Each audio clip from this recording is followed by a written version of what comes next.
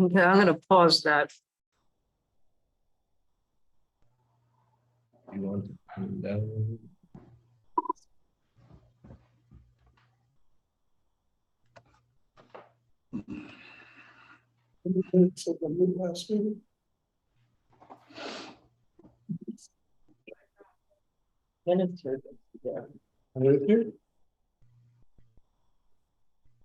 So it looks like we're not going to get a video from the town hall here, but the audio seems to be working okay.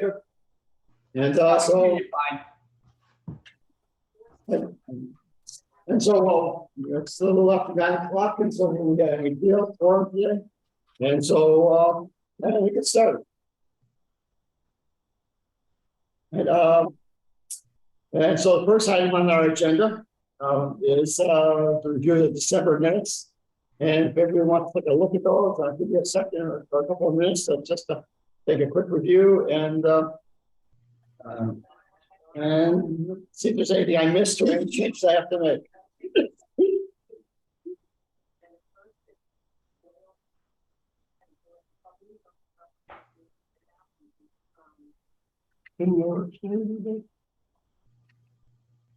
Remember? Probably. I guess I like this. All right. So Howard's pointing out that on item 4, Eric is also on that committee. I'll add him in. Is there anybody else I missed? Yeah, I'm not doing it. You're talking about the meeting on the 17th of December? Yes. I was not there. Oh, no, I'm sorry. I'm talking about the members of the Oh, safety. members. Yeah, okay. Sorry. I didn't hear what you're saying.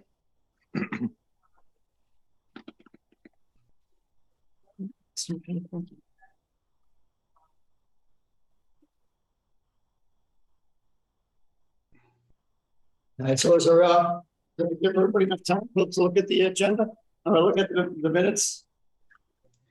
I put the motion to accept. You have a second? I'll second. Anyone disagree? I'll look at the right screen. All right, so we'll accept the minutes as edited with adding Eric's name to the safety access to the dam committee or whatever it was called. Lake Wyola Dam Study Committee. Okay. DAM, Dam Study Committee.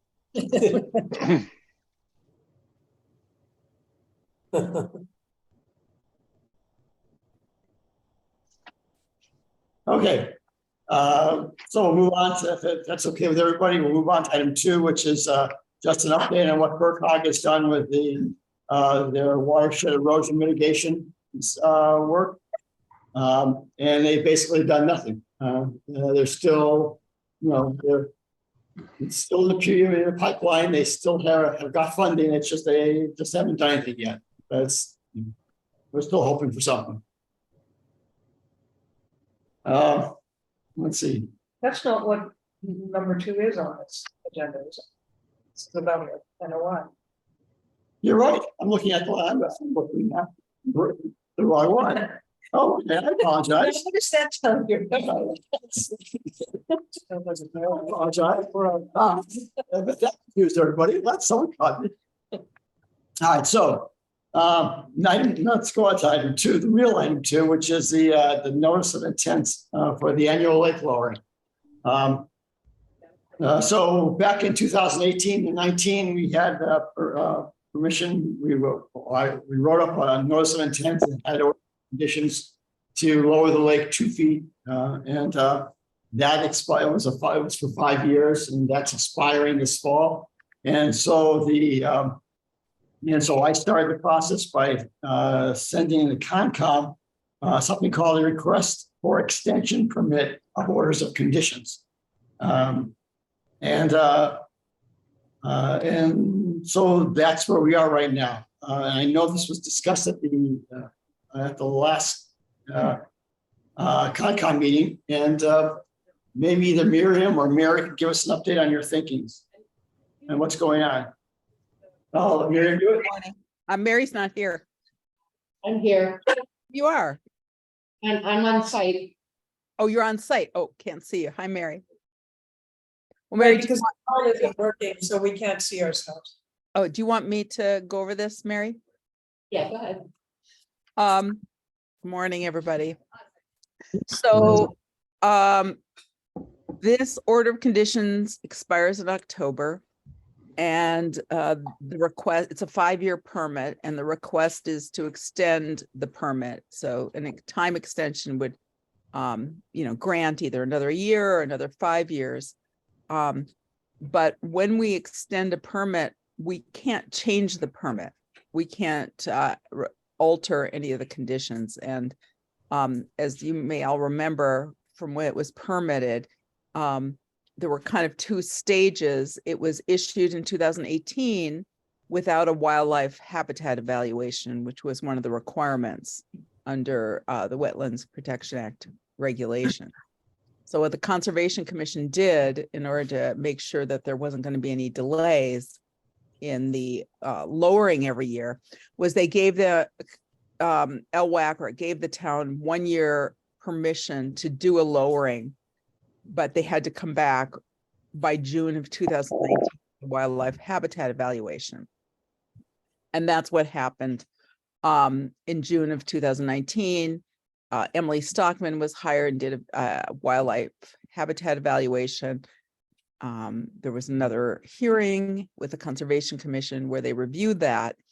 And as a result of that discussion, there were some recommendations that Emily made that had not been incorporated into the original order of conditions. So this memorandum of understanding was developed between the town and the Conservation Commission and the dam keeper in order to go forward with the existing order of conditions. I think if I had been on the commission at the time, my recommendation would have been to work on amending those order of conditions to reflect what was in the memorandum, because the memorandum is just an informal agreement. It's not really a part of a permit. It isn't part of the permit. So it isn't what DEP recommends for these things. But anyway, that's what was happening. This memorandum was put in place, and that's where we've been going, chugging along for the last few years. So now the question is, does the commission want at this point to work with the town to correct the pieces of the order of conditions that it was not included that subsequently became part of the memorandum?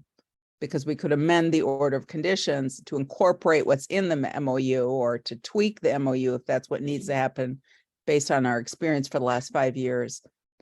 So that going forward every year or every 5 years, if we renew the permit, it'll be complete with all of the conditions that actually are being required. So that's what we have to figure out. So what might happen if the town agrees is that we might advise the town. We can't force the town to do this, but we might advise the town to request an amendment of the order of conditions. And if the town agrees to do that, then we would just go and do that, have a public hearing, and it has to be a properly noticed public hearing, but we would then review the order, change the order, and then extend the permit. So that would be a 2-step process. I reviewed this with DEP just to confirm that this is doable, and it is. So we would amend the order of conditions with the town's, participation and cooperation with that, and then we would extend the permit. Because when you amend a permit, you can't, what happens is you're changing the order of conditions, but the pre-existing expiration date does not change. So we can amend the conditions, but it will still expire in October of this year. We then have to do a separate motion to extend. So what I had recommended to Mark, and I'm recommending to LWAC, is that the town arrange for Emily Stockman to come to a meeting with the Conservation Commission and members of LWAC so that we can review her recommendations. I know that she went to a meeting in June of 2019 and she gave her recommendations, but none of the existing conservation commissioners were on the commission at the time. And I think it would help us to hear directly from her what she's recommending and what her reasoning is for the recommendations that she has in her report. And then we could work with the town to go to the next step. For example, if there's some evaluations that she would recommend, if she feels like the data that had been collected was adequate or not adequate, those might be some of the questions we'd want to ask of her before we made decisions about how we would amend an order of conditions. So I think having her participation would be extremely helpful.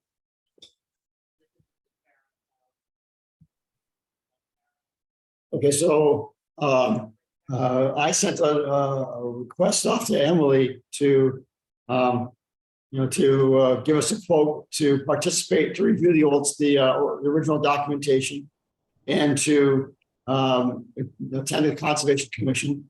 I sent that off to everyone last night, and it's on the committee, or yesterday on the committee. And she provided a quote for $660 to do the document review and attend the meeting. And so we don't have authority to approve that. That has to come from the select board, as they're the owner of the lake. They're the owner of the property. So one thing about we need to go, we need to make our recommendations. And so my question to the group is, and so for discussion is, we want to make this recommendation to the select board to hire Emily to do the document review and attend the Zoom meeting or the Concom meeting. Any comments or questions? Mark, could I just throw this, Miriam, could I just throw in one more thing? Sure. Thank you. Just as an FYI, since I know Howard is here, right? Howard Kinders. Yes. One of the things that has been a concern from the commission since the memorandum of understanding was signed was that it calls for a notification to the commission when the lowering begins and ends and when the raising begins and ends. And that hasn't been happening on a consistent basis. And the reason for the notification is so that if the commission wishes, it could go out and examine the conditions on the lake to make sure that the lowering is not more than 2 feet. We can't do that in any kind of real way if we're not notified in a timely way to go out. So I know that we did get, I've reached out to Howard and gave him my phone number. But I think that going forward, it would be helpful if we were to get an email notification within 24 hours of when the lowering begins and ends, so that if we want to do site visits, we can do that. Because right now, that condition of the memorandum is not usable for us. We can't really, we can't evaluate how it's working because we're not getting notified. Miriam, are you saying you did not receive my notifications? For the last 3 years, I've been calling when I start and calling when I finish. I have not received them as the chair of the Conservation Commission since I think I may have received one notification this fall. Prior to this, I never received any notifications. And Penny Jake said that there had been problems with this when she was chair. So I can't speak for Penny because she's not here, but I just can say I got one notification this fall. But I didn't get a notification when the lowering had ended.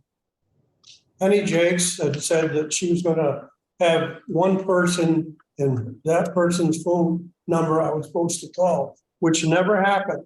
So I called the Conservation Commission and had to leave a message because no one was ever there when I called. But I've been doing it for at least the last 2 years.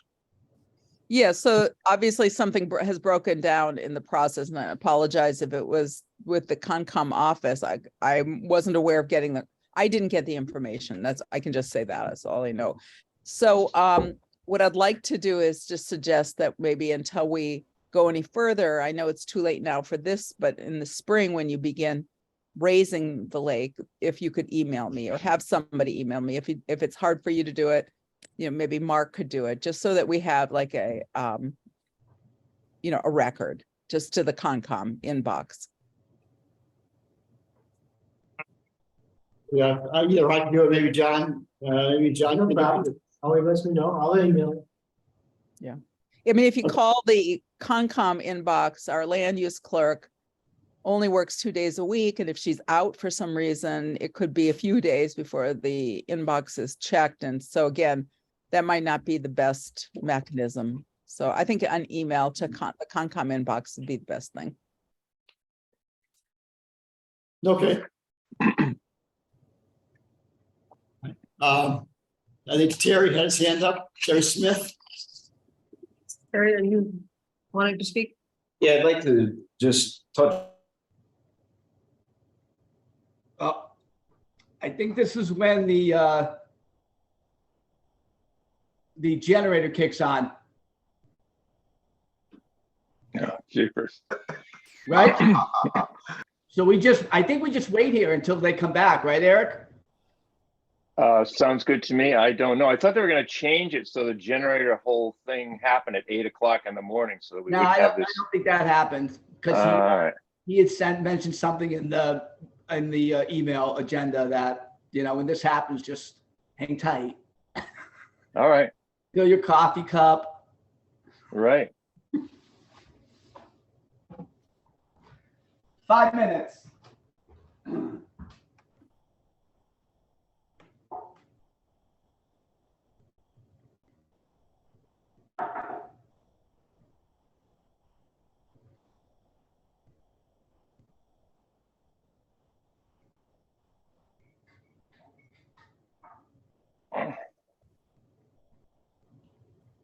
I don't know why I became the host.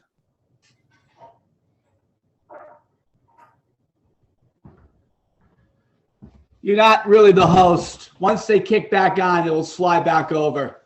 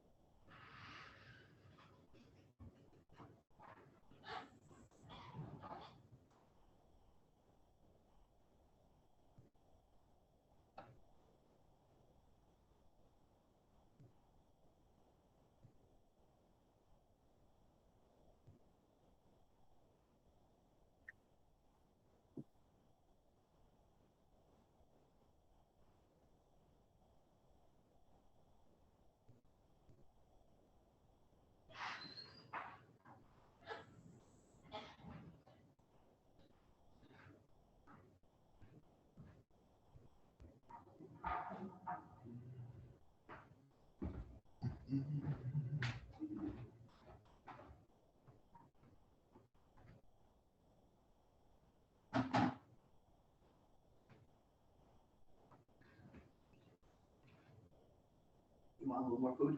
Yeah.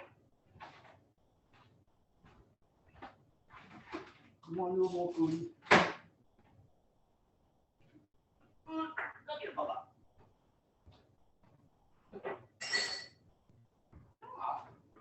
A little more breakfast. Good, good, good.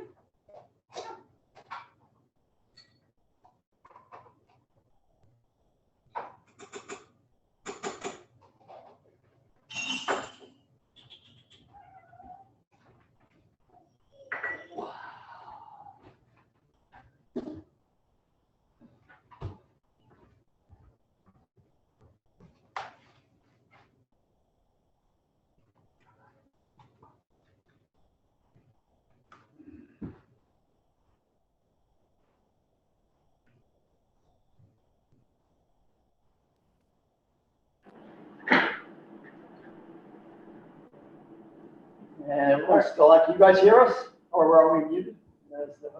Somebody else can do it. And you want, yeah.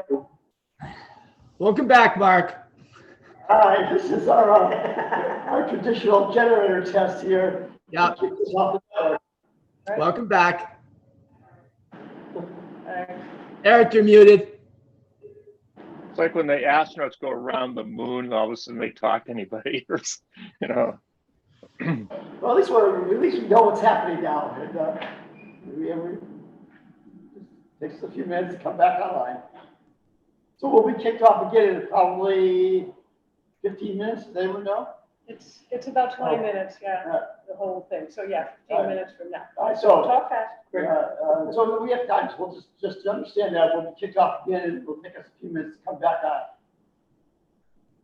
All right. We're hoping to have that fixed by next time. Yeah, hopefully. I heard it was going to change to 8 o'clock in the morning. That's what I thought was going to happen, but I guess it hasn't happened yet, obviously. I told him I'm going to switch this over. So Terry was talking. Oh, right. We're the owl here because we can't make it work. So I guess Mr. Stocker is representative of the Board of Selectmen. These matters that have come up from the Conservation Commission involving the dam. The dam is a town-owned dam. I've been on the committee for 14 years. Mr. Kinder, Walter Tibbetts, Mark, Catherine, Dave Green, Skip Trabolski. There was a lot of people that things were very productive in terms of the way they were done. Now we have a change in the Conservation Commission. They're requesting other things. LWAC doesn't have the budget to support a wildlife habitat study. So this is something that in your budget process, you're going to have to figure out. The other thing too is the emergency management coordinator for the town's changed. And so I guess as a committee member, I feel that there's a disconnect. And the disconnect comes from one committee asking another committee to do something and leaving town hall out of the equation. So my suggestion would be that any recommendations or requests that the Conservation Commission specifically has involving the dam, that they be sent to the select board's attention for this to be figured out. LWAC is an advisory committee to the select board. We're all volunteers and everyone here dedicates a lot of time to different things, just like conservation members, just like Board of Health members, just like every other committee members in town. Bottom line is we don't have the authority to comply with any requests that are made from other committees. That's done through either the budget process, if it involves hiring an outside consultant. And it really needs this signatory authority of whoever signs off on behalf of the town. I read through the memorandum of understanding that Miriam spoke of and that Mark so graciously and Catherine took the time to draft back in 2018. There was a different commission and everything seemed to work. The only thing that didn't appear on that to me when I read it is it wasn't signed off by the Board of Selectmen as the representatives of the town. So the board's probably not even aware of what's in that memorandum of understanding that we're talking about today. But the way I see this headed, and with other issues that are going on the lake, is that when there's requests from other committees, they need to go to you guys. You're the executives of the town, not us as the LWAC committee who's looking out for the same environmental interests as the Conservation Commission for the lake. That's not what our charge is. I'm speaking to you of this because you're the representative from the board. In the past, when I joined the board in the beginning, there was like yourself, you consistently have come to meetings and everything. The town administrator actually used to come to these meetings as well. Both Becky and her predecessor, Dan, used to come, and so they were in the loop to bring back information directly to the board. But there was issues, you know, the dam is one issue. There was issues with things that are being done by the Lake Association on the water that the Conservation Commission now is taking interest in. So the board needs to be aware that all this stuff is going on with its other committees, with representatives that are on this committee. And I just feel it's most appropriate to keep you guys in the loop that other committees, as well as LWAC, needs to be communicating things to the board.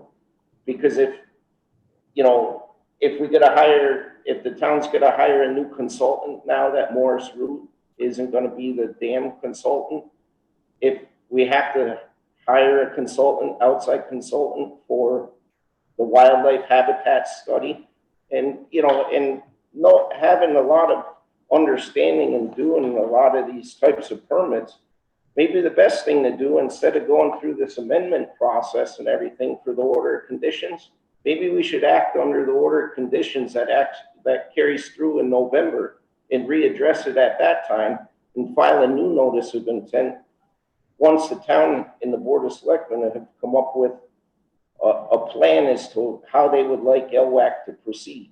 But at this point, LWAC's position, in my mind, is to take direction from the board. Thank you.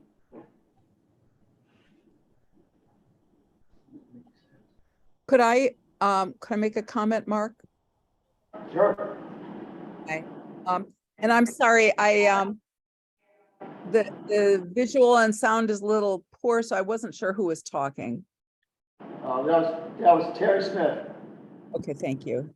So just to respond to Terry's comments and to add a little bit of clarification, I agree that any decisions need to be made by the select board on representing the town in this situation, so that if LWAC is acting in an advisory capacity, ultimately the decisions have to rest with the select board. And obviously, having a consultant involved requires funds. That would need, all of that decision-making would need to go through the select board. So I totally agree with that. And I also agree that there is the option that the town could take, which is to submit a new notice of intent. That is at the town's discretion if they wish to do that.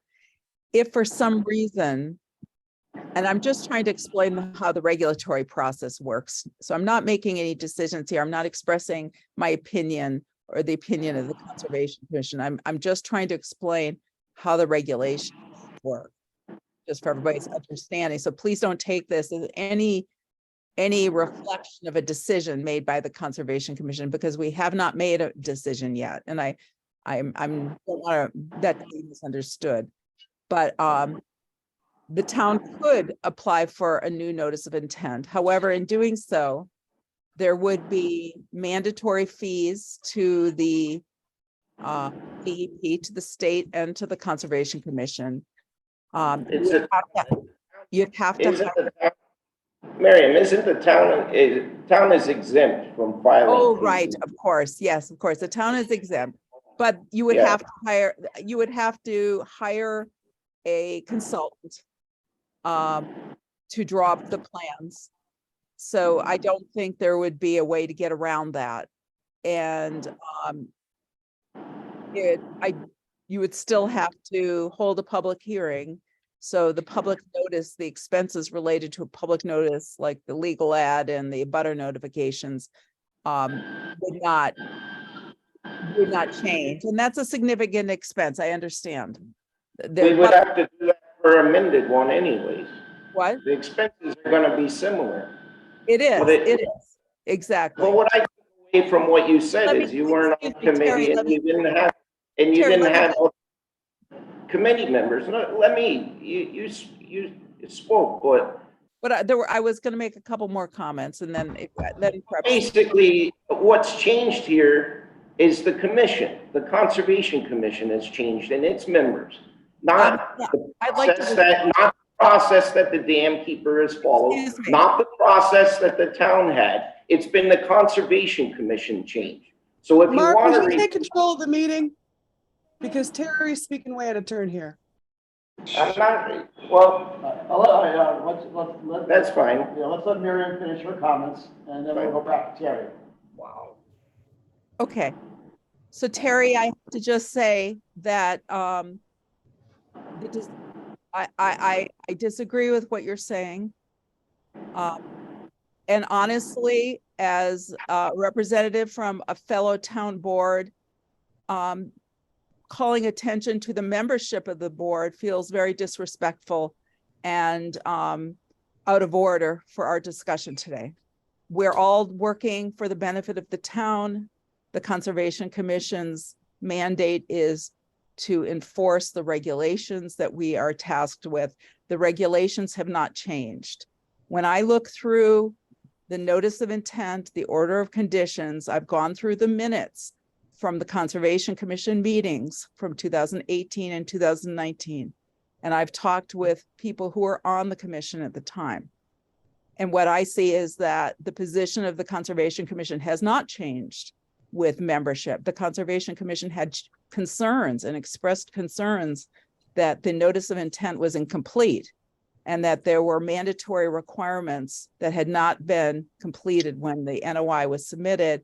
But in an effort to cooperate with the town and ensure that the water lowering happened at the appropriate time, they made provisions in that order of conditions with a caveat that it was not the last and final requirements. And even in the order of conditions, there's language which says that the evaluation that was being ordered would be preliminary and serve as a baseline for possible future reassessment. So I also just want to clarify that no decision has been made regarding a wildlife habitat evaluation.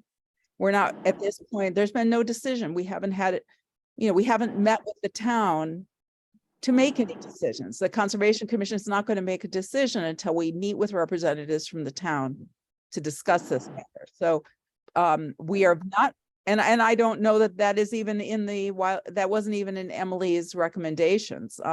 She made some specific recommendations about an aquatic plant survey possibly, or invertebrate study. I wouldn't want to require those unless I could hear from Emily about why those would be beneficial so that we could judge whether it is worth the expense and time. And I'm not an expert in this. Those were not my recommendations, so I can't judge them. So, So I can appreciate that. And I guess I'm trying to just point out in this is that for the 14 years that I've been on here, as well as other members been here longer than me, that this is something that's worked for the town in terms of the historical drawdown. That if the commission has questions, I guess this is where it comes as to where the town actually needs to be involved. The Board of Selectmen, the town administrator needs to make decisions on this. Come back to LWAC. The board come back to LWAC and advise us as to how we would participate on this. In the past, this has fallen on the shoulders of LWAC and has left out the select board, has left out the town administrator possibly. They're not in tune with this. These have cost implications and it needs to be planned for. The board also is going to be challenged with hiring a new consulting firm.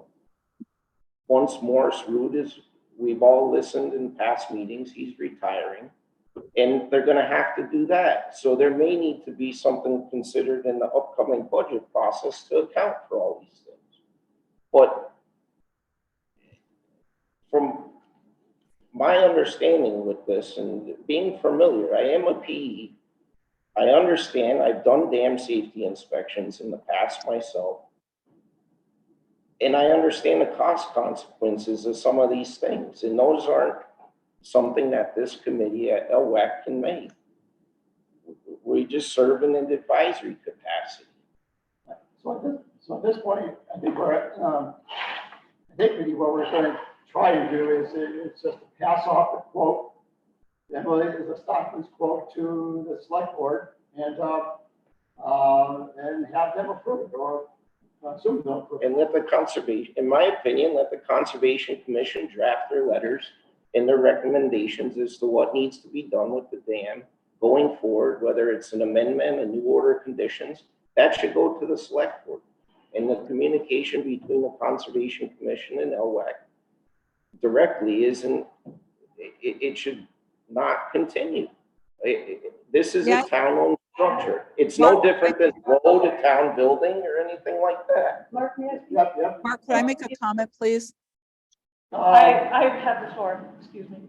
I disagree, Terry, that we should be left out of this. Obviously, the select board has to make the final decision, but I think it's entirely appropriate for conservation to come to us and ask us to support their recommendation, and that is the motion that was about to be put on the floor. Right? We're not taking any responsibility. We're simply making a recommendation that Miriam's proposal, which seems to be the simplest and most straightforward, be considered by the select board. But we don't know what that is. I mean, we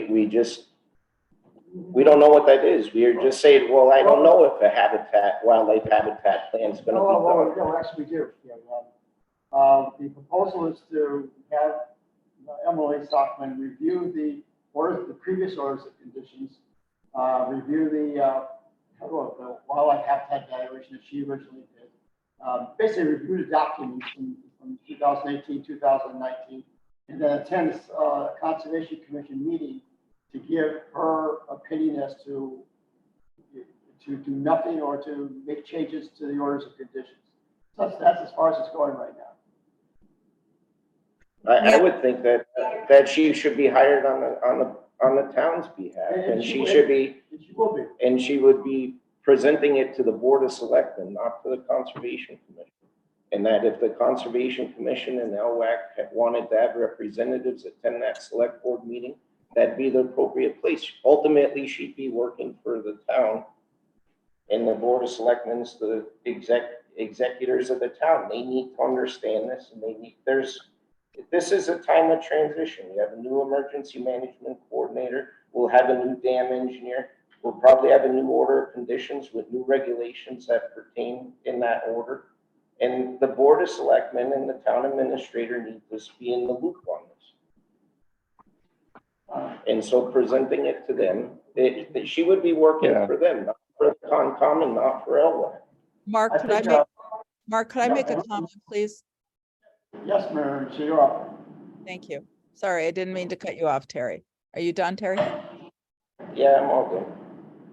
So I just want to provide some information to help LWAC understand how some of our issues around regulation work.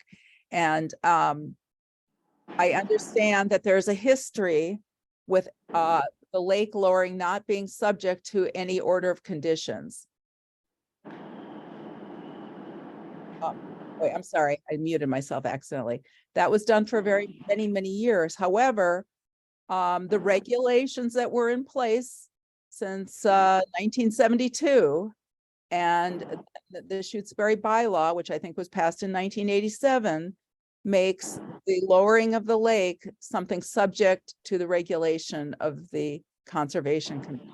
So the town was not in compliance, and the order of conditions was I don't remember who initiated that NOI, but the goal of it was to bring the town into compliance with the regulations that have been in existence in 1972.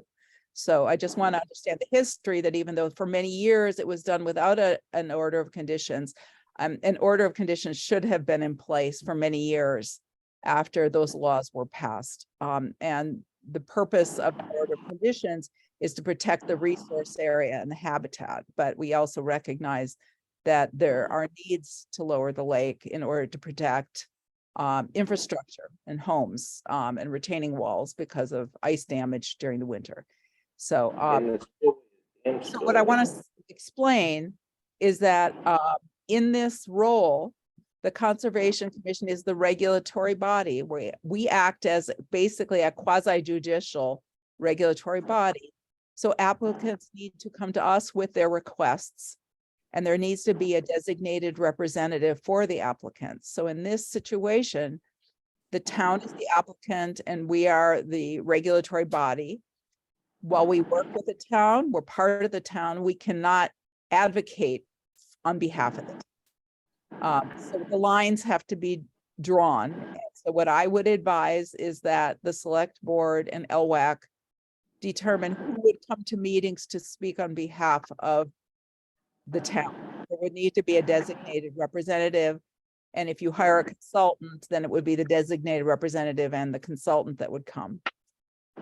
And while I think it's fine to have a joint meeting with the select board or to have a separate meeting with the select board with Emily Stock presenting her recommendations, that would not be a substitute for a convened Conservation Commission meeting. The select board chairs and manages its own meetings. We have to be chairing our meeting in order to make regulatory decisions. We can't go to a select board meeting and make regulatory decisions. So there needs to be that separation because we are not the applicant and the select board on behalf of the town is the applicant. So I'm not, the recommendations that I made to Mark were based on a preliminary discussion that the Conservation Commission had at its January 12th meeting. We haven't made any final decisions about anything. And it is not appropriate for us to approach the select board with recommendations because we don't represent the applicant. We receive requests. So we're advising you to come to us with a consultant in order to clarify things so we can make some decisions. And the end result that we don't want, but could happen, is that this Conservation Commission would feel it didn't have enough information in order to extend the permit, which would then mean the permit would just expire and then the town would have to submit a new notice of intent in order to lower the lake in the fall. And, I think we're all looking at that as being the least desirable option because it's cumbersome and could result in delays, unnecessary delays, I might add. Thank you. When Mark, does I have a question. Recognizing it, I think, is it? no, I can- Larry, stop. I think Eric's up first for the question, then Mary Jo, and then Dave is third. Thank you. Thank you. I think actually Mary Jo's was before me, so please, I think she should go first. So you're up, Mary Jo. Okay, thanks. Sorry, I wasn't sure if it was okay for me to speak or not, and I've had my hand up for a really long time. Exactly. I just had a couple of questions. Being to this, the 1997 document that provides for a plan for Lake Wyola and describes a lot of things about when the lowering and mainly the lowering is supposed to happen. When Miriam said that she didn't know when that was happening, as a person who is living in Shutesbury, as a person that lives on the lake, that gave me some matter of concern. That document also talks about protection of invertebrates and fish and plants. It seems to me as though your guiding document here from 1997 gives LWAC or LWA maybe some responsibility for making sure that plants are protected as well as the dam. So I just want clarification if LWA sees that as a responsibility. And then further than that, I didn't see anywhere where there was any kind of documentation about how much the dam was lowered and when and what that impact might be. Because in 1997, somebody put together a report saying this should protect the wildlife, protect the plant. But we don't know from 1997 till now whether that was actually working. And so my question is, whose responsibility is it to check and if raising of the lowering the dam is impacting the plants and animals around the lake or not? Is that the Conservation Commission's responsibility? And if so, they clearly aren't getting the documentation that they need for that. Or is it LWA's responsibility, in which case the documentation, I don't know where it is. So those are my concerns. Can I follow up with that, Mark? Yep. No, Eric is next. No, go ahead, David, please go. Yeah, thank you. I just wanted to comment on one thing. I did hear that I think Mary might have stated that lowering of the lake was for the protection of infrastructure, which is true. It's not for the protection of private infrastructure, though. It was, I understanding from someone who's been involved with this for the last 18 years, that the main purpose of lowering the lake is to protect the dam, because you didn't want a large piece of moving ice pushing up against an earthen dam. It was that simple from my understanding. I had never really heard about all the, the feedback, otherwise. It was just protect that piece of town property. I live on the lake. I watch the ice move all the time. Obviously this year it's not too bad. A big moving piece of ice is very powerful. It's like a glacier. The lake has multiple inflows, one outflow. And so, I mean, I've been doing this since I've been working with Bill Elliott. That's a long time when we started doing the water testing together. And I just wanted to add that to get a different perspective of someone who has been involved for a very long time, been involved with the Weed Watchers program, did the water testing, not only the deep water testing for the last 18 years, used to run the testing of all the beaches. So I think there's a lot of things that have been done regarding the wildlife of the lake and the protection of it. And I'm trying to be very careful and be a little bit more practical how we think about this, as far as the real issue of why we lower the lake. It is certainly not to protect people's rock walls. Thank you. Okay, Dave, thank you. Eric? Yeah, I just think clearly this is ultimately is a select board decision. There's no question about that. I would agree with Kat's general point that like the idea of LWAC is to, I mean, it's an advisory committee that asks the select board or whatever, this is what has to happen. So the idea of the two, let's say the conservation committee and LWAC communicating with each other is not a bad thing. It's not like the select board has what's now approaching an hour in their meeting to discuss this. This should be discussed sort of off behind the scenes basis. LWAC comes to the select board or the conservation commission comes to the select board and says, this is what we're recommending. This is what has to happen. It costs X dollars. Do you think it's a good idea? That's basically what it boils down to. Certainly the select board has to make that decision ultimately. Legally and for every other reason, it is a town lake. The town does own the lake. But I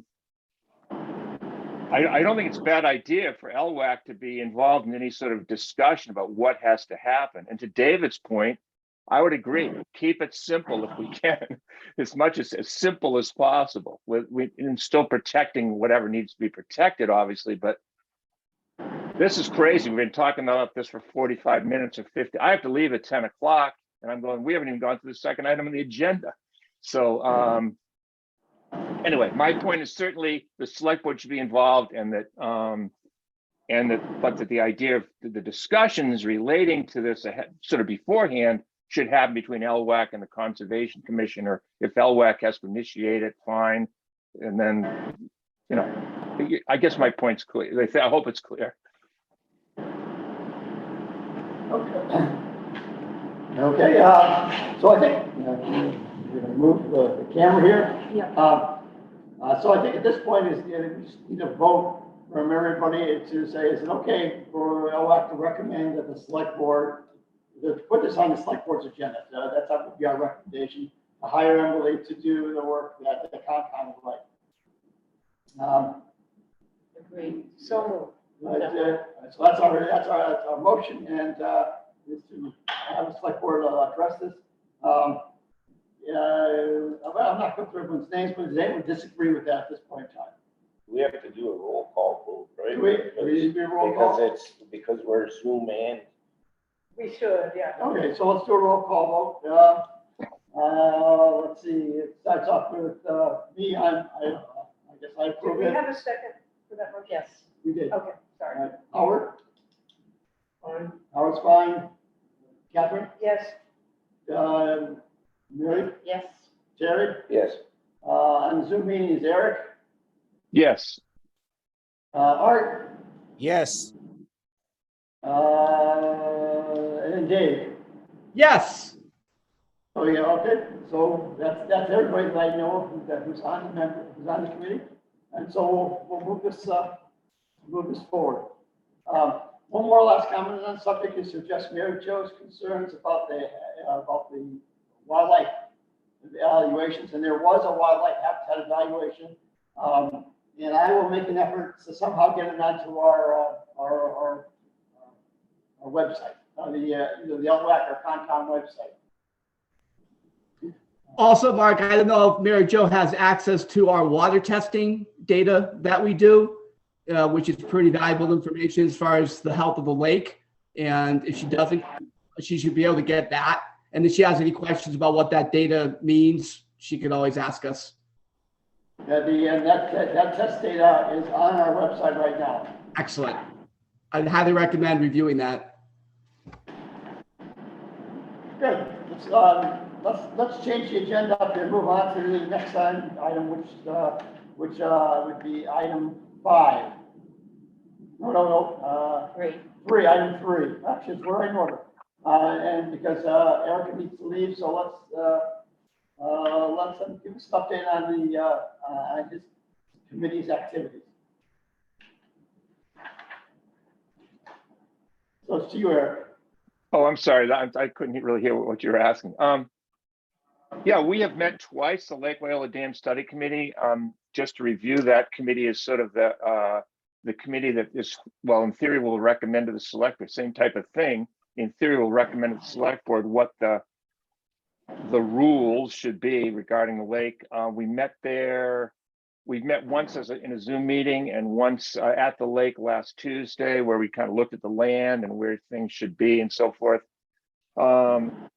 The bottom line, nothing's been decided. First of all, I would say that nothing's been legally, officially decided.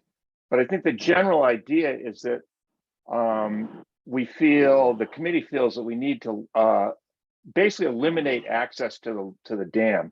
We don't feel good about it in many ways, but we're feeling like it's just, you can't say, yes, the fishermen can go and no, the partiers can't go, or the swimmers, or it's just, we just should say, nobody can go there except official people like Howie Kinder and John Kinder and other people that the town might, representatives of the town for whatever reason, have to go there.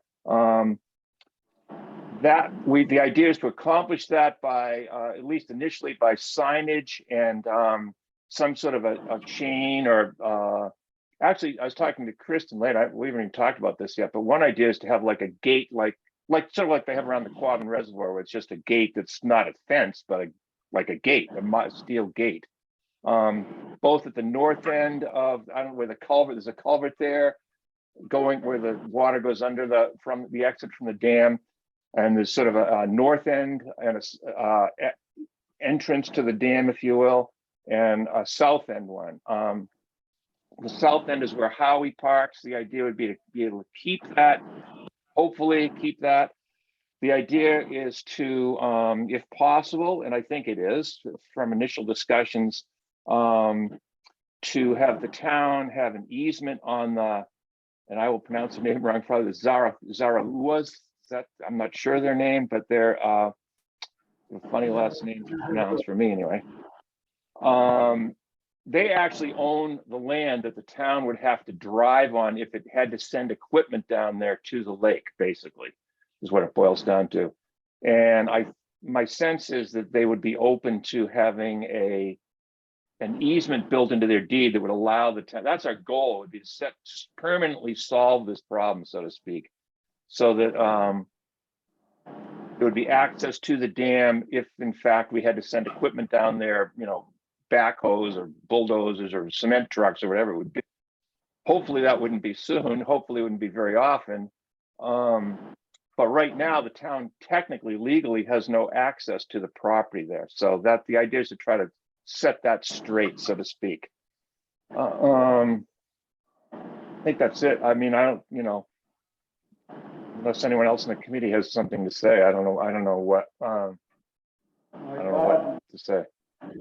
We have 2 hands raised. I'm not sure who came first. Tracy was here. So Tracy, it's up to you.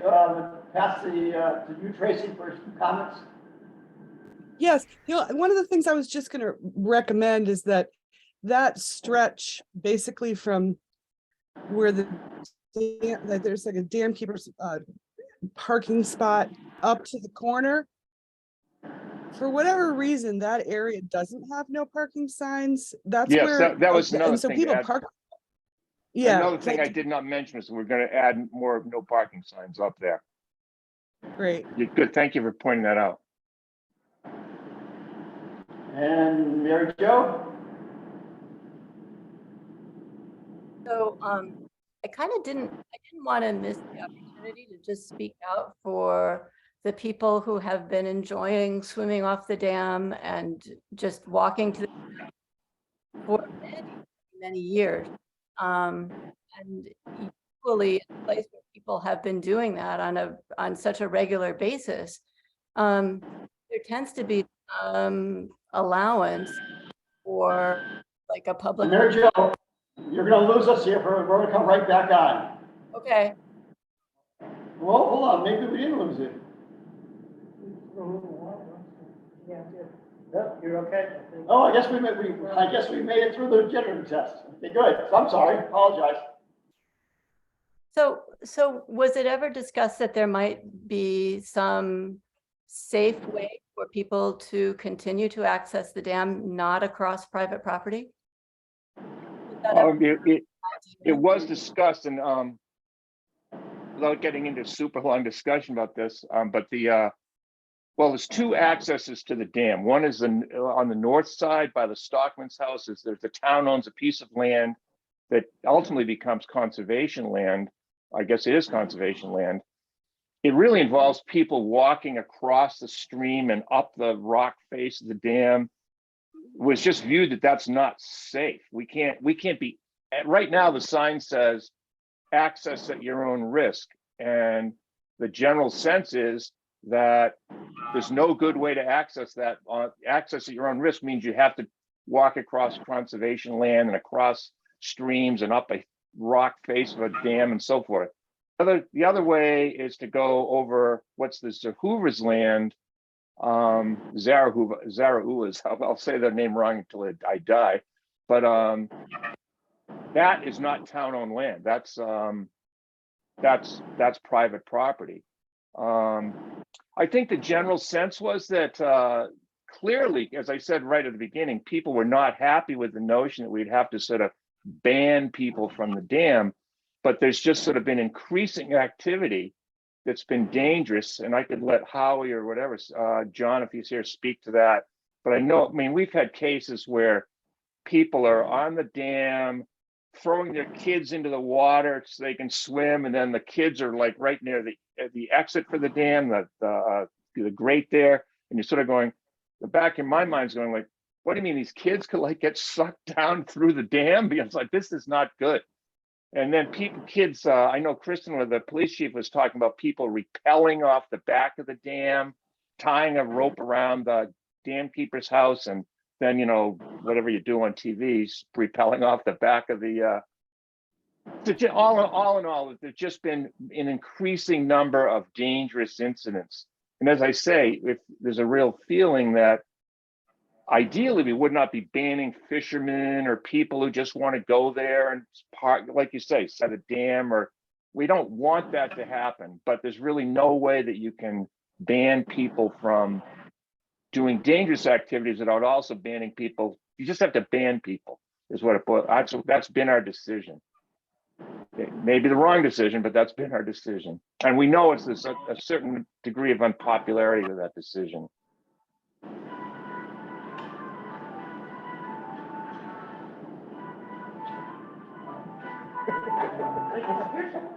Okay,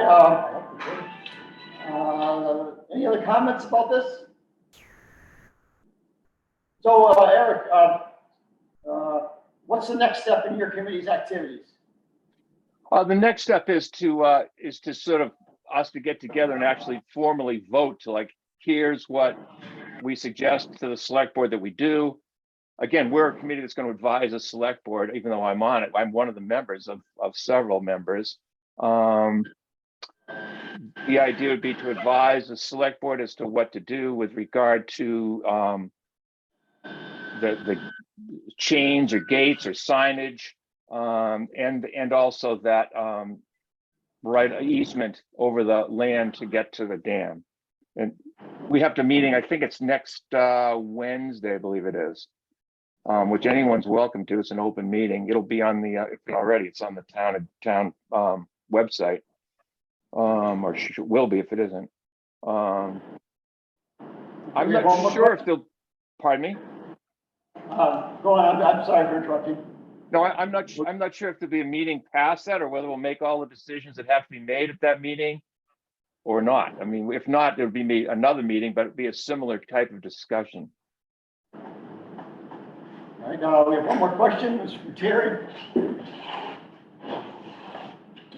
I guess, sir, the only question I have, when the committee makes a recommendation back to the Board of Selectmen, will this have to go through a local town bylaw process in order for enforcement purposes?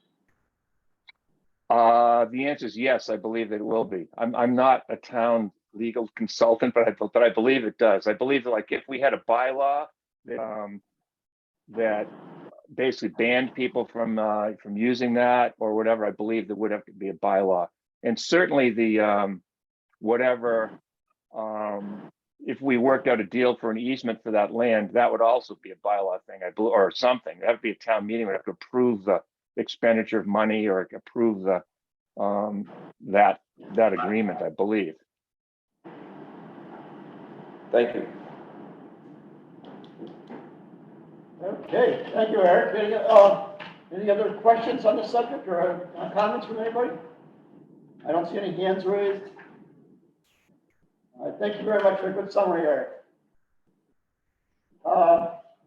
Moving on to the next agenda item, which will be item 4, is just an update on stormwater runoff and watershed erosion mitigation. I touched base with FERCog, and as I said before, they haven't, they have funding to continue the process, but they haven't done anything yet.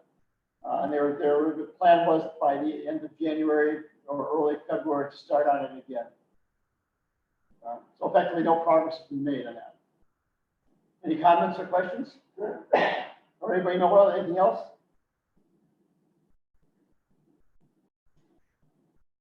Okay. Next item on the agenda is the voting safety sign that we'd like to put down by the boat ramp. I sent the request off to Concom to have that discussion to get their final approval for that. And I assume it's on the agenda for one of the Concom meetings. Is Miriam still on? Yeah. Yes. Miriam, is that on for the February? I think it's on my list. I haven't updated the agenda yet, but yes, it's on my list of things to put on the agenda when I post it. Okay, so that'll be on the February 9th meeting. Is that correct? Yes. Good, thank you very much. Any questions on that signage or the proposal? Okay. Thank you. Next item on the agenda is an update on the dam repairs. We were supposed to, or the town was supposed to get a report of the results of the dam inspection report by the end of January. I touched base this week with Becky and Walter Tibbetts, and I don't think the town's received that yet. So there's not much we can do until we get that report. But as we discussed the last meeting, the intention is that Morris will will finish this report, then do one more dam inspection around June, and quickly get that report out. And then we're good for another two years. And at that point in time, we'll need to, the town will need to hire a consultant, someone else to do the inspections, the biannual inspection. We have a question from Miriam. I know, I just, when you're finished with this agenda item, or at the end of the agenda, I was hoping to maybe add an update on something. Okay, any, any questions then about the dam repairs? In the last minutes, I kind of documented what I think is the process that we have to go through. It's in the minutes of the meeting. And we're just waiting on Morris at this point.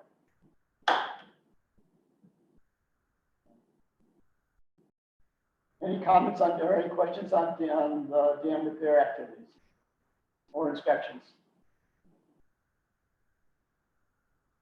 Okay, that covers all of our items on the official agenda. I'm going to turn it over to Miriam, who's got an update. Yeah. Okay, yeah. And then after Miriam's done, we're going to go to Bob Douglas, who has a question. So Miriam, Bob can go first. okay, Bob, you're up. Hear me okay? You hear me? Yes. Okay, great. Yes. Thank you. I apologize. Mark, I think the microphone might be at the other end of the table from you, so I had difficulty making out one of the items you talked about. You said there was a funding of a sedimentation study, and I didn't quite catch that. Can you tell me a little bit more about that? Okay, what was happening is FERCog was working on an evaluation to give us the information we need to go get a 319 permit. They ran out of funding at the time, and so they stopped working on it. They have since got additional funding from the DEP, or it's DEP, and so their goal is to continue that process and give us the material that we need to apply for a 319 grant, or to have them apply for a 319 grant, or have the town. Actually, it's not LWAC, it really is the town, and hopefully it's the FERCog, because I think they have more weight than the town does. So that's where that stands. Yeah, and I'm sorry, you said Burke Hobbs, is that an engineer firm or? Okay, I'm sorry, it's FERCog, Franklin County Regional Council. Okay, FERCog. Okay, great. I have heard of them. Okay. Excellent. Thank you. I appreciate that that follow-up. Thank you. You're welcome. Hopefully next month I'll have more to say. They'll have it done by next month, but we'll see how it goes. It's been a slow process. They've been working on it for about a year now. Miriam, I think you're up now. Thanks. So I just wanted to respond to some conversation I've had with Mark, as well as some discussion that happened at our last Conservation Commission meeting, and some of the email communications. So there's been I think some confusion about what regulations apply and what permits are required for structures in Lake Wyola, whether they be docks, movable docks, buoys, diving platforms, etc. And Mark had asked that we get some professional expert opinions in order to help everybody understand what is required. So I was shared with LWAC emails from DEP, as well as from the Waterways Program, the Chapter 91 Waterways Program at the state level. And I had a conversation with Mark Stinson also, and did some other further research. So Chapter 91 has a provision in it. The regulations have a provision in it that Chapter 91 licenses are granted only when there's a valid order of conditions or a negative determination from the local Conservation Commission. And that is state law. I believe it's in the regulations, the state regulations. That was in the reference that I emailed. We are still discussing as a commission how we want to approach this matter. We have no interest in going around the lake and scrutinizing who has a dock and who doesn't have a dock, and do they have a permit or not? Did they apply for a permit in the past?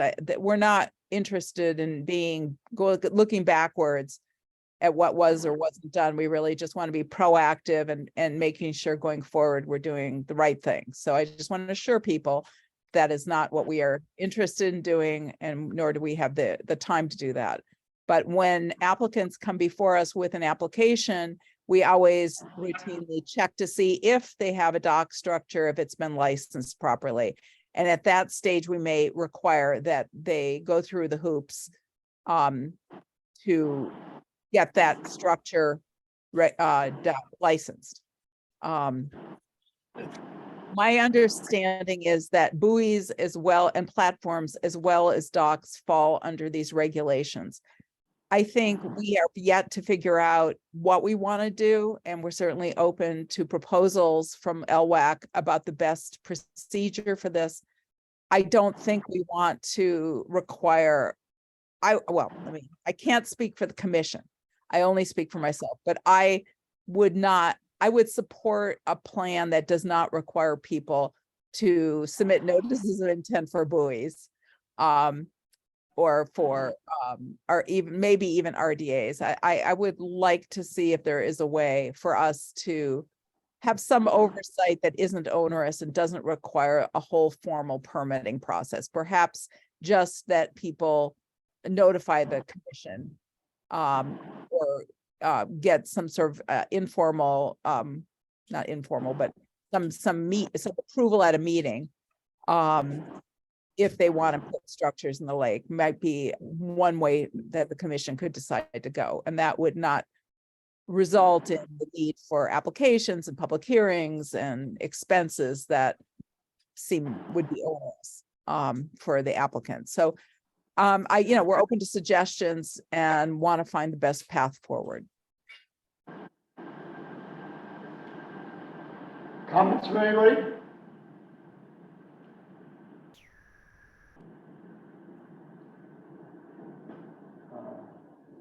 I don't see any hands raised. I will say, just so you understand, we have gotten complaints from residents about structures in the lake. And, there are people who have complained about buoys that were allegedly out in the lake for extended periods of time. And I understand that various people own buoys and put up buoys for various activities with their boats or whatever watercraft they're using. But we don't really have a mechanism for tracking who owns them and what they're being used for or how long they're in the lake.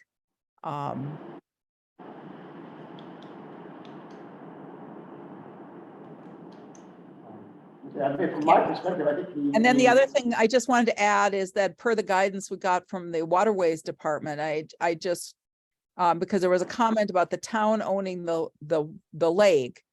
And I believe that's true that the town owns the land under the lake, but I believe the water is owned, because it's a great pond, is owned by the Commonwealth. That was with guidance that was in one of the emails that I shared with Mark. Well, I certainly support the idea of keeping it as simple as possible. And maybe just, doing a public hearing would be, from my perspective, would be the best choice. And then maybe have some kind of documentation on the Concom website to explain, to people, to explain what needs to be done. The questions or comments from Terry? Spin the computer. Miriam, would it be helpful? I'm probably one of the few people on the lake that actually have a Chapter 91 license for my dock. And that simply came about because when the Lake Association's West Beach was reconstructed and the order of conditions was filed, exactly what you explained, the commission and DEP came back and noted from a photo thinking that the dock belonged to the lake association, that they needed to get a permit, but it was actually mine as an abutter to the association. So the simplified application process for people to permit their docks is pretty straightforward and simple. But LWAC or the commission has an example for if people want to come forward. In terms of the buoys and the Lake Association, LWA, the town has the bylaws directing people for safe boating past the local bylaws.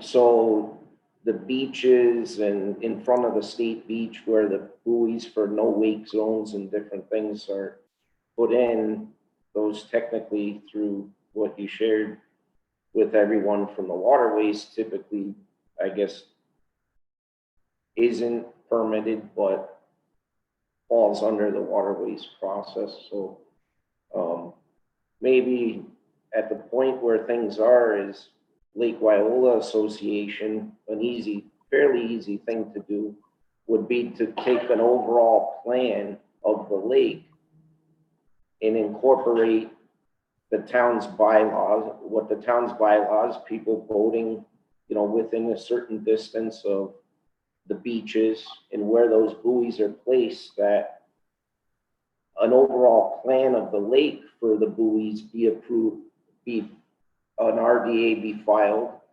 and a simplified permit be obtained for the overall boating safety on the lake, because the town passed the boating bylaws.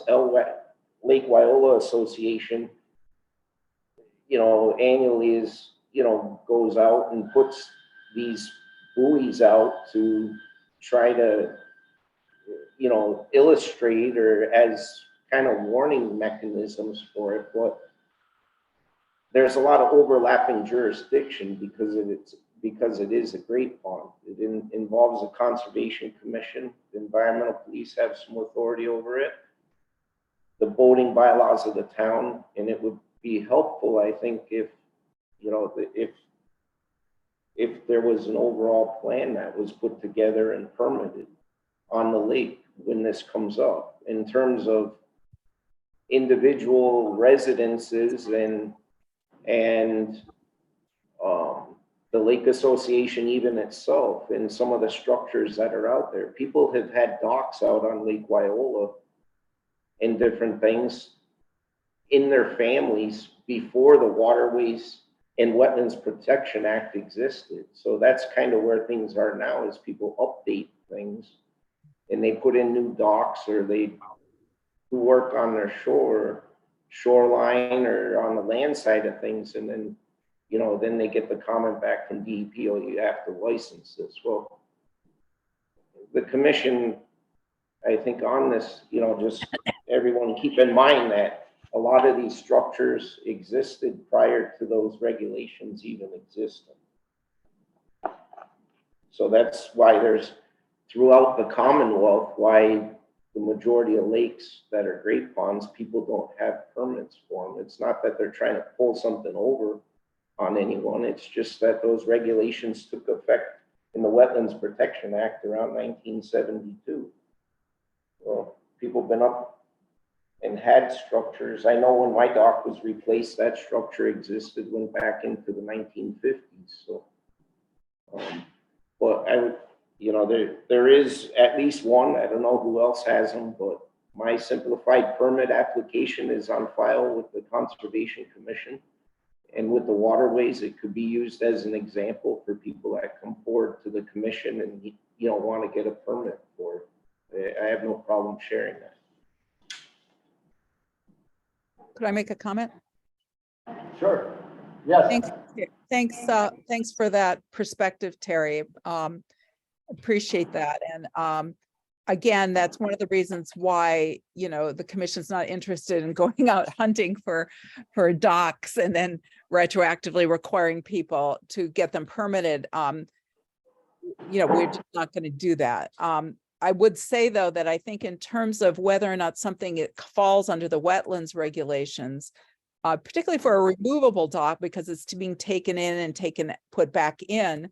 If you take a dock, if it's not a permanent standing structure and you put it back into the lake every year, then I think it is covered under the Wetlands Protection Act as well as the bylaw. If it was something that's a permanent structure and it was put in the lake prior to 1972, then perhaps it would be exempt. And couldn't give an opinion about that. One thing I just wanted to also add, and I'm not advocating for this, but it is interesting. Some towns that have great ponds with a lot of residential development have developed local permitting programs. And I think I shared with Mark that the town of Southwick, Mass, also has a program such as this, which replaces the Chapter 91 process. So it's permitted at the local level through a harbor master. And what they have created, and I think other towns have done this as well, where they have local permitting programs, is then they have a streamlined application that combines both the Conservation Commission approval and the harbor master approval. So it's one application that goes through these reviews, not two separate processes. I don't know if Southwick levies fees for that, and I don't know how they fund their program. I can't speak to that, but there are some examples out there. It's my understanding, Terry, go on. Terry had his hand raised. Thank you, Miriam. That is useful. Just a little historical perspective for folks. If the commission, if the town was considering that, because we have, like, for the past 10 years discussed the harbor master, role and stuff. One of the reasons why some of the towns adopted that, going back into the mid-2000s, was the DEP waterways permit application process was administered through the regional offices, like Western Region DEP, Boston office, Southeast, or whatever. And then around 2008 or 2009, when DEP had cutbacks, all of the waterways licenses got shifted to the Boston office, which made it difficult and cumbersome, because there was now, instead of having multiple people doing these, and some of them can be complicated. If you have a general license, some Chapter 91 licenses required to be signed off by the governor's office. But the simplified ones, like we're talking about with docks and stuff, then started being permitted out of the Boston office. So what happened is, like, a town like Southwick, they had very close ties. The town administrator in Southwick had very close ties to general counsel and DEP. So they set up that local permitting, because Congamon Lake is also half in Connecticut as well. So they wanted to kind of regulate things. It's a great pond of the Commonwealth, but it extends state boundaries. So that was kind of a unique one. But other lakes out in the Berkshires have water, lake districts. So the lake districts are a private entity, which, collected the fees for these as well. So I think in this process now, where we are today, at least my personal feeling would be DEP has now simplified the simplified application process, and it's very straightforward to go online now on their website. You're getting a simplified application back from DEP within, some that I filed lately within a month. You're getting that back. So that's what people kind of like where we are today is you file it online. There's a flow chart to see if you qualify for that simplified application, which pretty much everyone on the lake would, based upon the dock sizes and stuff. So those programs where the towns are administering it locally is something where people have to apply for the permits annually. And it's something that would put, I feel, like a burden on the limited resources that the town has in terms of, you know, do we want our police chief to be a police chief, or do we want our police chief to be a year-round harbor master? I don't know, but again, you know, I think if people understood what was required in the simplified process, they comply. And if they had an example to follow, it would be simple for them to draw the sketch that's necessary and make the application. And again, if the commission's not going to be running around trying to, you know, tell everyone you got to get a dock, but someone, you know, puts in for a notice of intent because they're going to be doing work on their wall, or they're going to be doing work landside, and it's a condition of that. It's just one step. I think that's reasonable for people, and that's what the regulations require. So anyways, thank you. So is there any action item out of this discussion? I guess one of my primary concern here is with the safety on the lake, and I'd like to make sure that we can put out buoys around the beaches to protect swimmers. And so I guess the question in my mind is, what's the process that we can encourage somebody to land on that? I'm not sure if it's whose responsibility is to apply for that, whether it's the town, whether it's the association.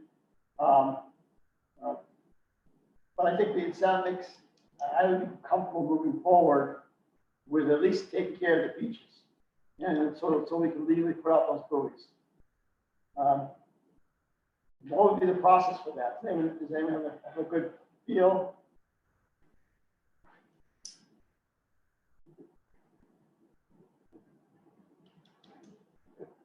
I think we could put, you know, whether it comes down to the property ownership. I think if you had bottom anchored buoys, So the town has got to apply? some of them may be on town property, some of them might be on private property.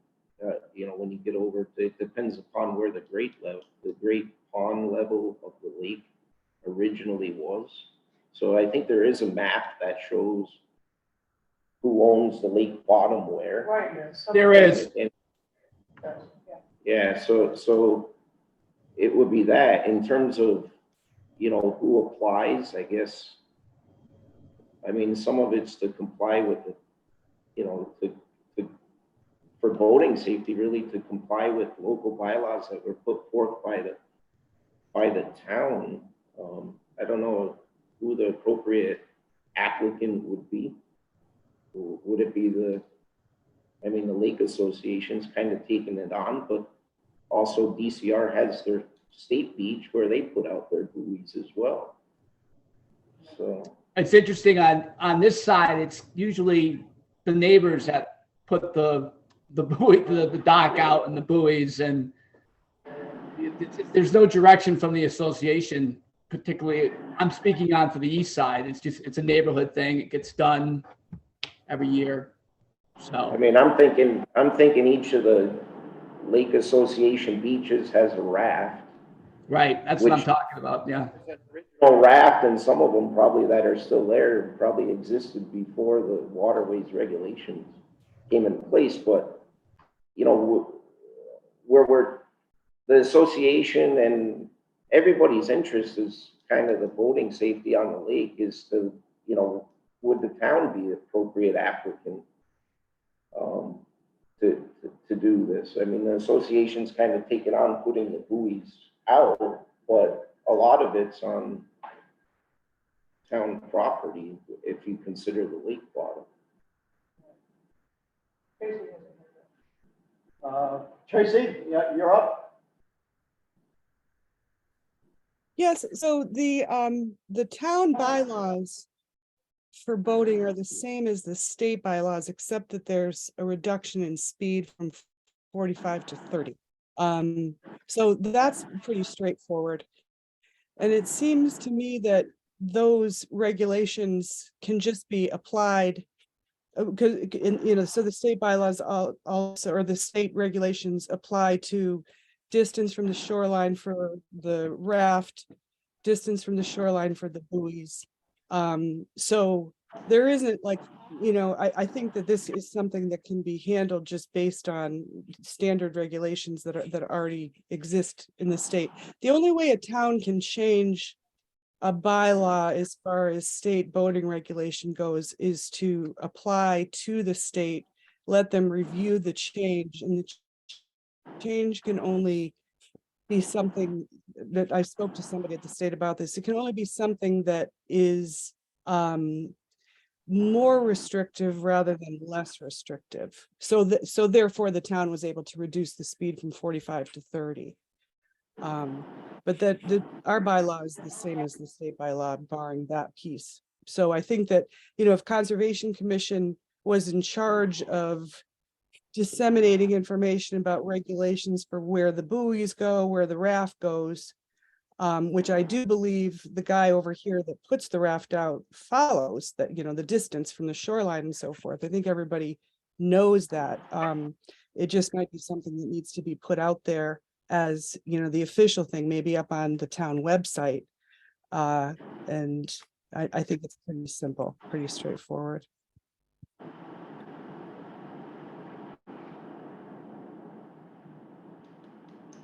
Okay, thank you, Tracy. Any other comments?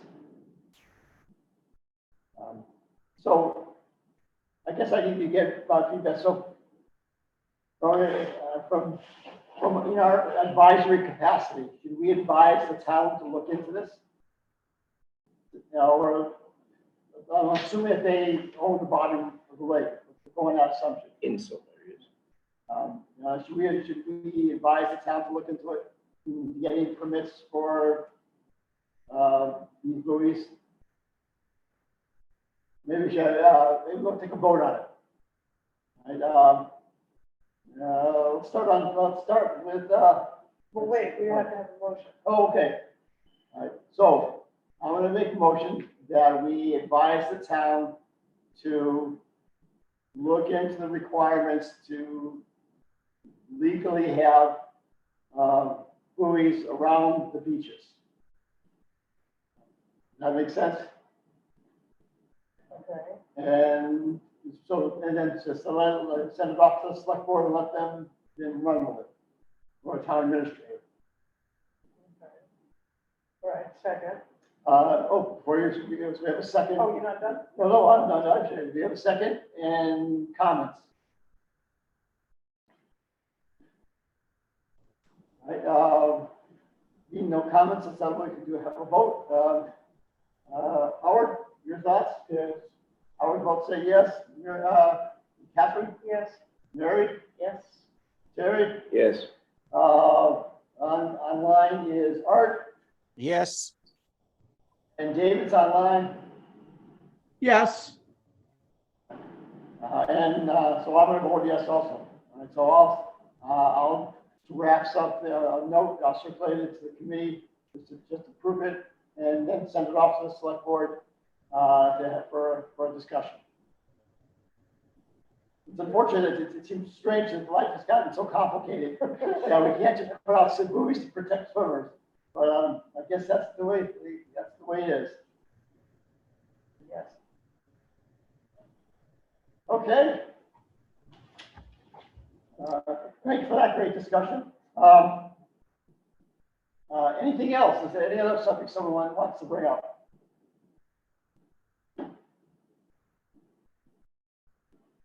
Okay, with that, I think it's time to adjourn. Motion to adjourn. Second the motion. All right, thank you everybody for attending. Appreciate it. Bye, our next- everyone. Have a great weekend. Everyone.